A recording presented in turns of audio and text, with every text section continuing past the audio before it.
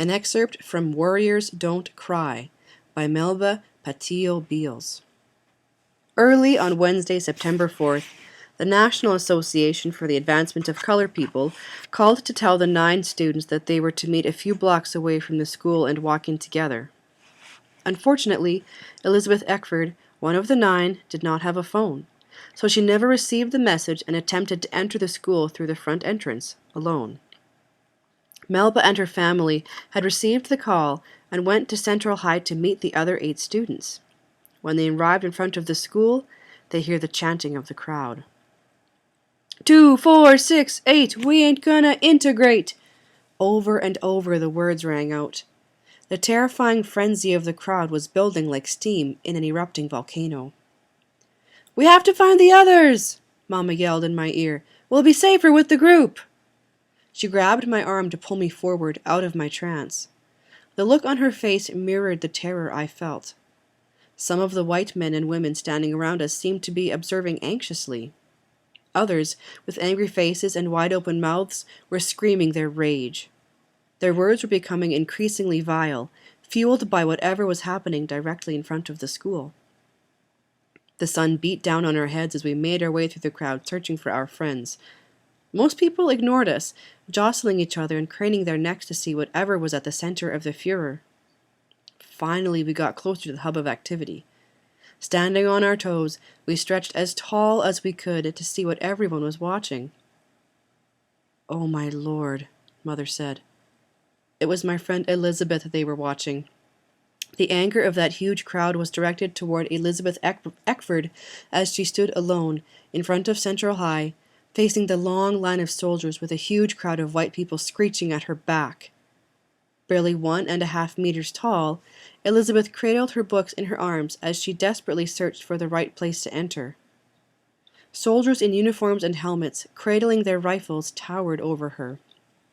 Slowly, she walked first to one and then another opening in their line. Each time she approached, the soldiers closed ranks, shutting her out. As she turned toward us, her eyes hidden by dark glasses, we could see how erect and proud she stood, despite the fear she must have been feeling. As Elizabeth walked along the line of guardsmen, they did nothing to protect her from her stalkers. When a crowd of 50 or more closed in like diving vultures, the soldiers stared straight ahead, as if posing for a photograph. Once more, Elizabeth stood still, stunned, not knowing what to do. The people surrounding us shouted, stomped, and whistled as though her awful predicament were a triumph for them. I wanted to help her, but the human wall in front of us would not be moved. We could only wedge through part way. Finally, we realized our efforts were futile. We could only pray as we watched her struggle to survive. People began to applaud and shout, "Get her out of there!" Not one of those white adults attempted to rescue Elizabeth. The hulking soldiers continued to observe her peril like spectators enjoying the sport. Under siege, Elizabeth slowly made her way toward the bench at the bus stop. Looking straight ahead as she walked, she did not acknowledge the people yelping at her heels like mad dogs. Mother and I looked at one another, suddenly conscious that we, too, were trapped by a violent mob. Ever so slowly, we eased our way backward through the crowd, being careful not to attract attention. But a white man clawed at me, grabbing my sleeve and yelling, "We got us one right here!" Just then another man tugged at his arm, distracting him. Somehow, I managed to scramble away. As a commotion began building around us, Mother took my arm and we moved fast, sometimes crouching to avoid attracting more attention. We gained some distance from the center of the crowd and made our way down the block. But when I looked back, I saw a man following us, yelling, "They're getting away!" Pointing at us, he enlisted others to join him. Now we were being chased by 4 men, and their number was growing. We scurried down the sidewalk, bumping into people. Most of the crowd was still preoccupied watching Elizabeth. Panic-stricken, I wanted to shout for help, but I knew it would do no good. Policemen stood by watching Elizabeth being accosted. Why would they help us? "Melba, take these keys," Mother commanded as she tossed them to me. "Get to the car. Leave without me if you have to." I plucked the car keys from the air. "No, Mama, I won't go without you." Suddenly I felt the sting of her hand as it struck the side of my face. She had never slapped me before. "Do what I say!" she shouted. Still, I knew I couldn't leave her there. I reached back to take her arm. Her pace was slowing, and I tried to pull her forward. The men were gaining on us. If we yelled for help or made any fuss, others might join our attackers. Running faster, I felt myself began to wear out. I didn't have enough breath to keep moving so fast. My knees hurt, my calves were aching, and the car was just around the next corner. The men chasing us were joined by another carrying a rope. At times, our pursuers were so close I could look back and see the anger in their eyes. Mama's pace slowed, and one man came close enough to touch her. He grabbed for her arm, but instead tugged at her blouse. The fabric ripped, and he fell backward. Mama stepped out of her high-heeled shoes, leaving them behind, her pace quickening in stocking feet. One of the men closest to me swung at me with a large tree branch, but missed. I felt even more panic rise up in my throat. If he hit me hard enough to knock me over, I would be at his mercy. I could hear Grandma India's voice saying, "God is always with you, even when things seem awful." I felt a surge of strength and a new wind. As I turned the corner, our car came into sight. I ran hard, faster than ever before, unlocking the door and jumped in. Mother was struggling, barely able to keep ahead of her attackers. I could see them turning the corner close on her heels, moving fast toward us. I swung open the passenger door for Mother and revved the engine.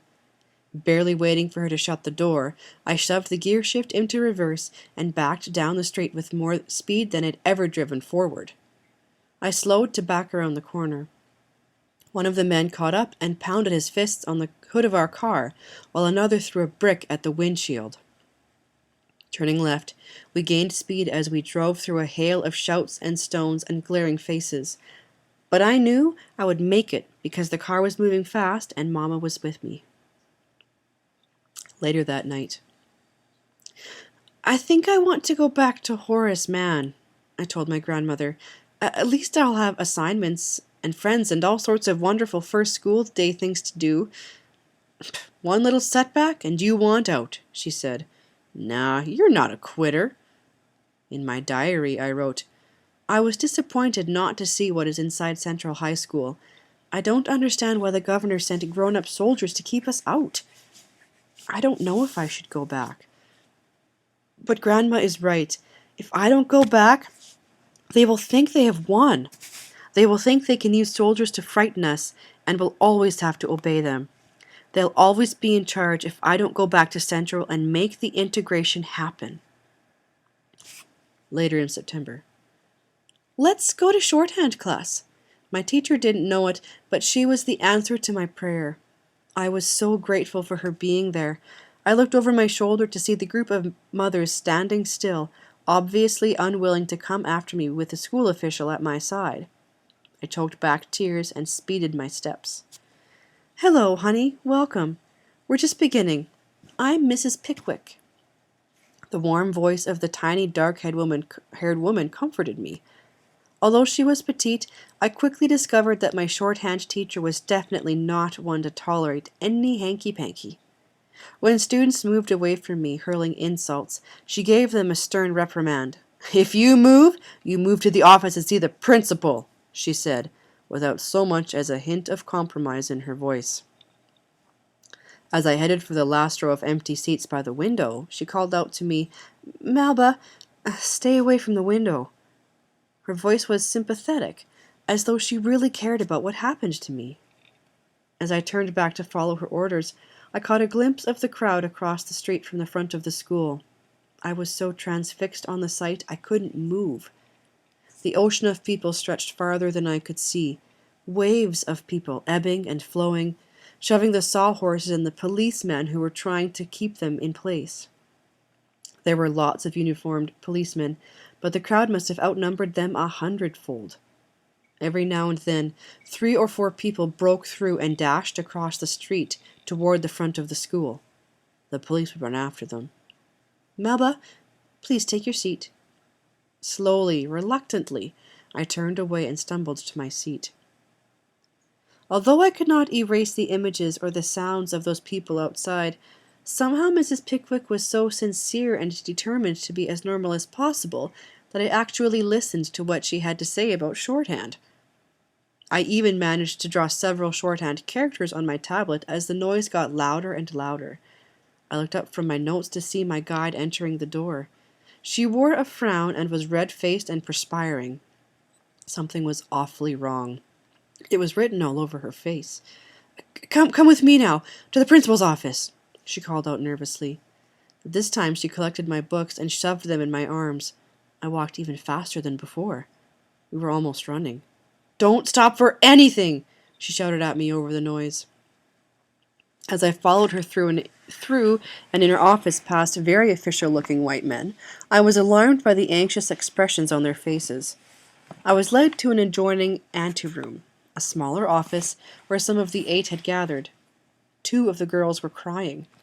I stood near the door, which was ajar enough so that although I could not see who was speaking, I could hear much of the men's conversations. I heard their frantic tone of voice, heard them say the mob was out of control, that they would have to call for help. The crowd is moving fast. They've broken the barricades. These kids are trapped in here. Good Lord, you're right, another voice said. We may have to let the mob have one of these kids so we can distract them long enough to get the others out. Let one of those kids hang? How's that gonna look? They're children and we've got a job to do. Hang one of us? They were talking about hanging one of my friends, or maybe even me. My knees were shaking so badly I thought I would fall over. I held my breath, trying not to make any noise. The 2 men discussing our fate were just on the other side of the door. I turned my back to the partially opened door, at the same time moving closer to it so I could hear more. I tried to look unconcerned so as not to frighten the others. Already some of them were crying, and Thelma's face was blue. I moved even closer to hear a man's voice say, They're children. What'll we do? Have them draw straws to see which one gets a rope around their neck? It may be the only way out. There must be 1,000 people out there, armed and coming this way. September 27th. The President of the United States sent the 101st Airborne Division to patrol outside the school and escort the 9 students into the school. In addition, each of the Little Rock 9 were assigned a personal guard from the 101st Airborne Division who followed them around the school. Danny was Melba's special guard.